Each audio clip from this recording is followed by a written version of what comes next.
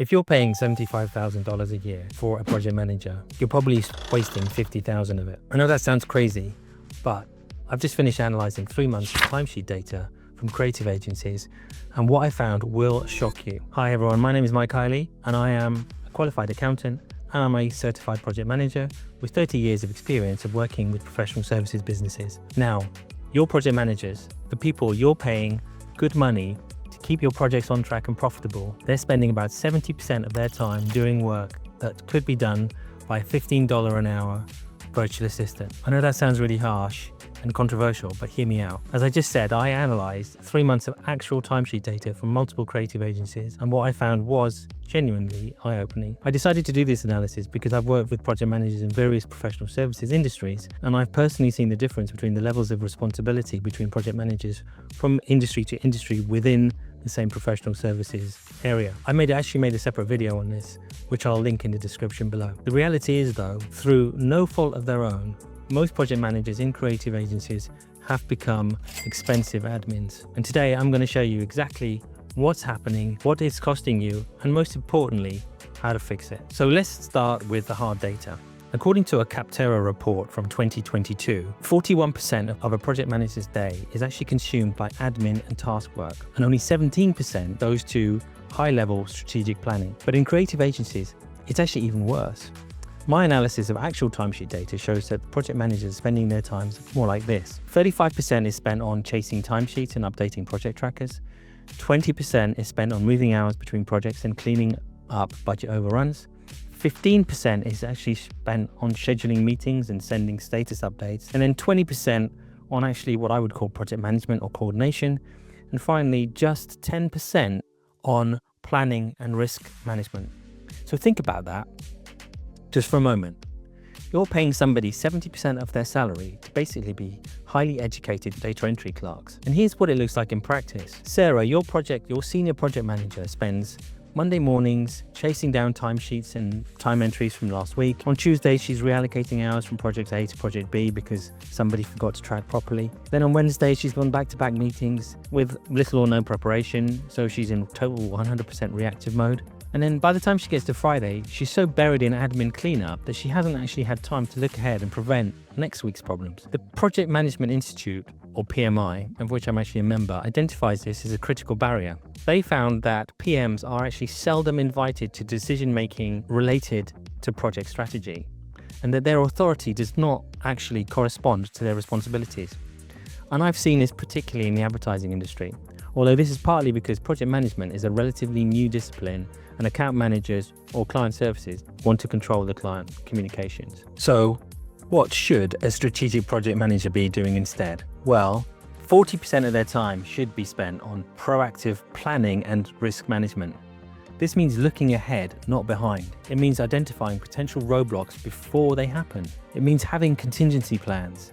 It means working with the front office team to scope better projects properly and from the start. And then 30% or so should be spent on monitoring, controlling, team leadership, and resource allocation. This is about making sure the right people are working on the right things at the right time. It's facilitating collaboration. It's removing obstacles. It's ensuring that your team can do their best work. Then about 20 or so odd percent should be on financial control and adding client value. Yes, this does include things like budget tracking, but proactively rather than reactively. It means having conversations with clients about scope changes before they blow up your margins. It means understanding the commercial value of what you're delivering.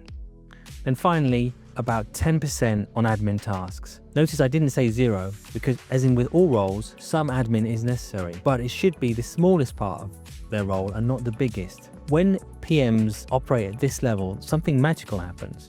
Projects come in on time and on budget. Clients are happier because they're actually getting proactive communication and strategic thinking. And your front office team is more productive because they're not constantly interrupted by admin chaos. So let's talk about what this admin trap is actually costing you. First, there's the obvious cost, which I touched upon at the beginning of the video. If you're paying a project manager $75,000 a year and 70% of their time is administrative, You're essentially paying $50,000 for an expensive admin assistant, but the hidden costs are much, much higher. Firstly, you've got project overruns. When PMs are too busy cleaning up yesterday's mess to prevent tomorrow's problems, projects consistently go over budget. Based on my analysis, firms with administrator type PMs see about 15 to 20% more budget overruns than those with strategic PMs. Then you have client churn. Of course, clients don't really want to renew when they feel they're not getting strategic value. They want partners, not just vendors or executives. The next one is something which is very common in professional services, which is team burnout. When PMs aren't properly coordinating resources and removing obstacles, your team works longer hours on projects that should have been managed more efficiently. Now, perhaps I am wasting my time making this point, but just look at other professional services like consultancies to see how it can be done properly. And the PMI research does actually back this up again. They found that 87% of project managers believe they could have a much bigger impact on strategy if they were allowed to step up. So I guess the big question is, how do you transform your project managers from admins into strategic leaders? Well, here's the blueprint. Step 1 is you need to audit your project management time allocation. Track 2 to 3 weeks and be honest with yourselves and track where time is really going, because you can't fix what you can't measure. Step 2, eliminate low-value admin work. So that means things like automate timesheet reminders and basic reporting. It means like use project management tools to reduce manual tracking. It means delegating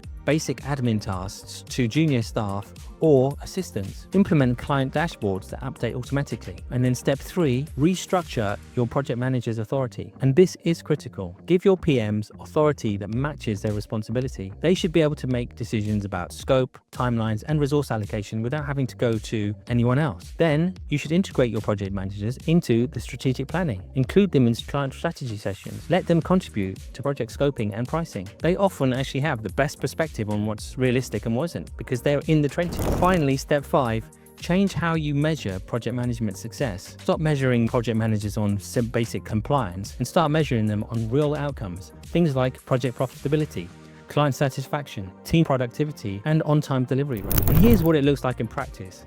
Instead of Sarah spending Mondays chasing timesheets, she's spending it reviewing project dashboards that are automatically updating, and she's identifying which projects need her attention and proactively reaching out to team leads with solutions. Instead of moving around hours between project and project to clean up overruns, she's having early conversations with clients and client directors about scope changes, and she's managing expectations before the problems occur. Now, I know what you're thinking. This sounds great in theory, Mike, but my PMs aren't ready for this level of responsibility. Well, yeah, that might be true. As I said before, the PM role in creative agencies is relatively new, and many PMs were hired for their organizational skills and not necessarily their strategic thinking. But here's the thing though, you have 2 choices. Option 1 or choice 1 is keep your current PMs and invest in their development and strategic capabilities. Send them to training, give them mentorship, gradually increase their authority as they demonstrate competence. This is by far my preferred option, because the second option is just recognize that you need different people in these roles. Sometimes the person who's great at keeping spreadsheets updated isn't the person who can think strategically about client value and project risk. Well, neither option is wrong, but you do have to make a choice. Especially now with the advent of AI and other project management tools, the status quo of having expensive admins calling themselves project managers isn't going to work. As I touched on earlier, here's what we see when we compare agency project managers with their counterparts in the other professional services industries. There's the financial impact, improvement in project profitability, reduction in project overruns, better pricing accuracy on new projects. Then there's the client impact. You get higher client satisfaction scores, you get more strategic client relationships, and you get higher retention rates, which means higher LTV, lifetime value of every client. Then you have the team impact. You get reduced overtime and burnout. You get better resource utilization. You get higher team satisfaction with project management support. And more importantly, you have lower staff turnover, which again is a major issue in the advertising industry. The key is consistency. This isn't a quick fix. It's a fundamental shift on how you think about the PM role in your organization. But the agencies that commit to this transformation will see results within 6 to 12 months.